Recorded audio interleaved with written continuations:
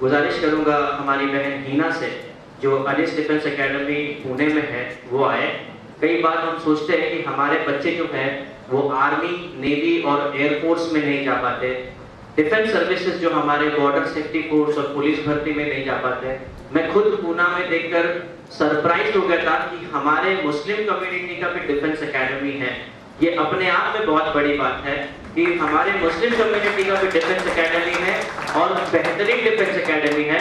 वहाँ पर हर रिलीजन के, हर मजहब के बच्चे डिफेंस के एग्जाम्स की तैयारी करते हैं और आर्मी, नेवी, एयरफोर्स और तमाम अलग अलग डिफेंस सर्विसेज में जाते हैं। मैं उनसे गुजारिश करूंगा मेरी बहन हीना से कि वो आए और अनिस डिफेंस एकेडमी के बारे में बताएं कि किस अंदाज से ये हमारे बच्चों को डिफेंस सर्विसेज में देते हैं।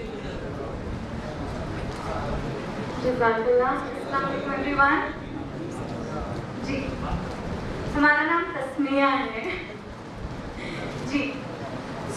डिफेंस कैरियर्स के बारे में हम बात करने वाले थे।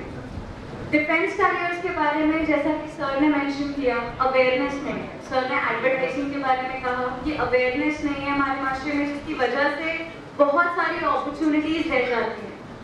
अगर हम देखें, कुछ वक्त पहले अमेज़न का एक ऐड आया था जिसका मोटो था, यू कैन से टैगलाइन था, इंडियंस का नारा है और बताओ।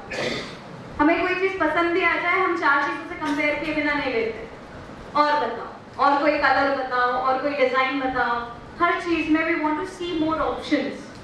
But when it comes to career के बारे में हम क्यों नहीं सोचते हैं कि हम उन्हीं 4-5 करियर ऑप्शंस को कंसिडर करते हैं अपने बच्चों के लिए। हम आगे भी वही पास ऑन करते हैं जहाँ बच्चों को पता ही नहीं है। हम 8 स्टैंडर्ड से बच्चों को पूछने लगते हैं, और बेटा आगे का क्या सोच रहा है, साइंस लोगे, आर्ट्स लोगे, कॉमर्स लोगे। उस बच्चे को पता भी नहीं है कि साइंस लेंगे तो आगे क्या है, कॉमर्स लेंगे तो आगे क्या है, आर्ट्स लेंगे तो उसके पास क्या अपॉर्चुनिटीज है। जब तक हमारे पास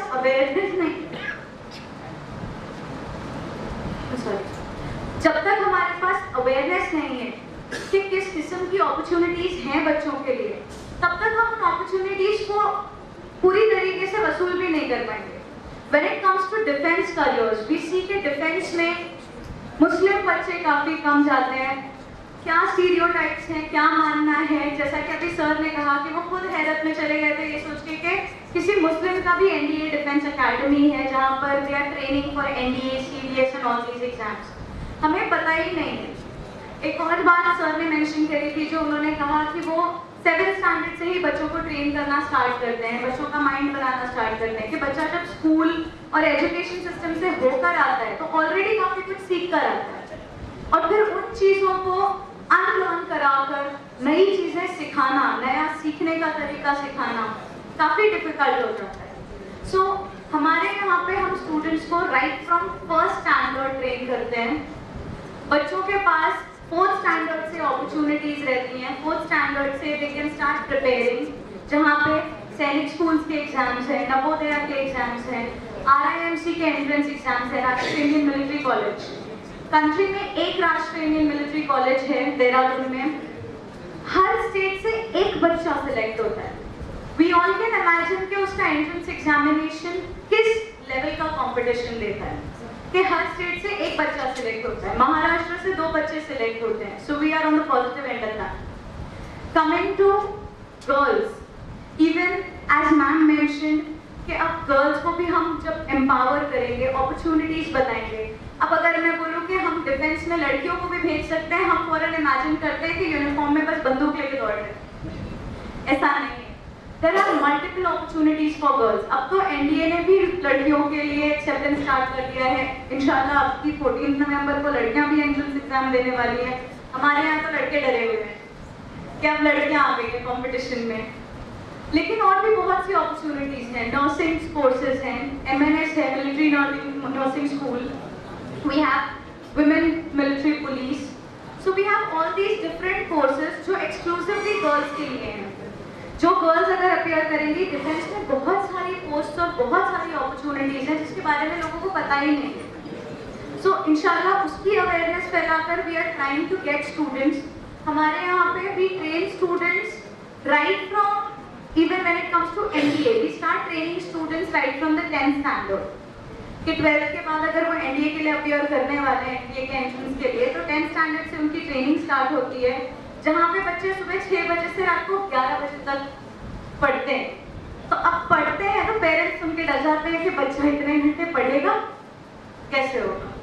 सो व्हेन वी से 6 बजे से 11 बजे तक आपका बच्चा हमारा है, वी आर नॉट सेइंग कि वो बैठकर किसी टीचर को सुन रहा है। We are inculcating a lifestyle, we are trying to inculcate a particular routine, a habit in that child, कि वो क्या सीख रहा है, क्या खा रहा है, कैसे रह रहा है, किन लोगों के बीच रह रहा है, कैसी बातें कर रहा है, क्या उसका बॉडी मूवमेंट है, फिजिकल है, everything, all of this counts.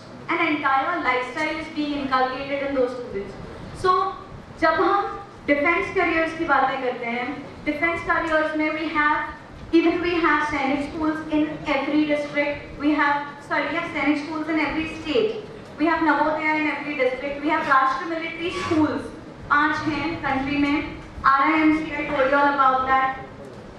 Then there is also the very factor that now we are also open for franchisee. So हमारे यहाँ पे टीचर्स को फ्री ट्रेनिंग दी जाती है to train for competitive exams. हम सबको पता है कि कॉम्पिटिटिव एग्जाम्स में और बोर्ड एग्जाम्स के प्रिपरेशन के तरीके ही कम्प्लीटली अलग है।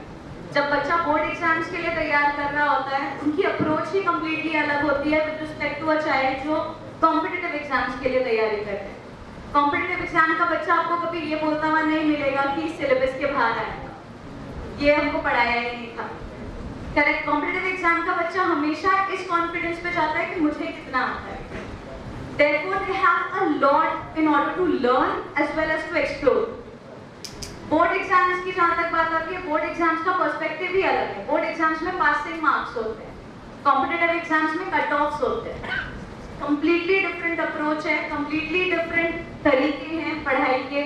और जब एजुकेशनल सिस्टम हमारा ऐसा है, जो एग्जामिनेशन सिस्टम है, जहाँ हमारा फोकस सिर्फ ये होता है कि बच्चे को एग्जाम के नजरिए से पढ़ना है, बच्चे पूछते हैं इसमें से इम्पोर्टेंट क्वेश्चंस कौन से हैं, कि उतना पढ़ ले पास हो जाए।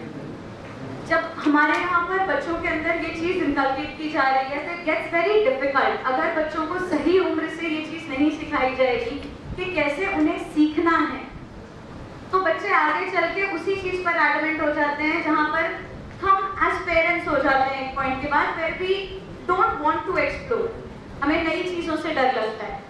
करेक्ट, जैसे कि एडवोकेट सर ने मेंशन किया था, ही सेड कि हम पता नहीं क्यों स्टीरियोटाइप्स बना के बैठे हैं कि ये चीज़ सही नहीं है, इस चीज़ को अप्रोच नहीं करना चाहिए। पता नहीं, हम डरते हैं क्योंकि हमने कभी किया नहीं। So we need to explore more opportunities.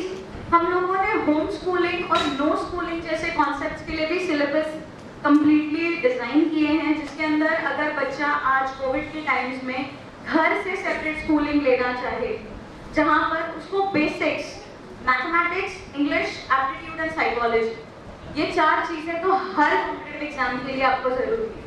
तो इन 4 चीज़ों के ऊपर उनको कैसे ट्रेनिंग दी जा सकती है, इन 4 चीज़ों के ऊपर बच्चों को कैसे इतना अच्छा कमांड दिया जा सकता है कि लैंग्वेज स्किल्स हैं, साइकोलॉजिकल स्किल्स हैं, मैथमेटिकल स्किल्स हैं, ये बच्चे के लिए चैलेंज नहीं रह जाते, उन्हें मज़ा आएगा and they will enjoy doing it. तो इस किस्म की ट्रेनिंग हम देते हैं। आपको जो हैंडआउट्स मिले हैं, उन हैंडआउट्स में नीचे आपको थोड़ी डिटेल्स मिल जाएंगी हमारे इंस्टीट्यूट के बारे में, Anees defence career institute. It's been 33 years since we've been in the business. 650 से ज़्यादा स्टूडेंट्स हमारे ऑफिसर्स बन चुके हैं अल्हम्दुलिल्लाह। And we are still aiming, अगले महीने इंशाल्लाह NDA है, इस बार लड़कियां भी अपियर कर रही हैं। We have started admissions for girls as well, residential, non residential courses all. And with respect to the franchise, अगर आप में से कोई भी इंटरेस्टेड है, because we are charging a very minimal fee for the franchise, जहाँ पे हम टीचर्स को ट्रेन करेंगे entirely about how to go ahead with competitive exams, and उसके बाद you can go ahead with it. Okay, thank you. I'll stop here. Also, just one more thing that I wanted to mention, that as sir mentioned कि बच्चों को aware करना ज़्यादा important है.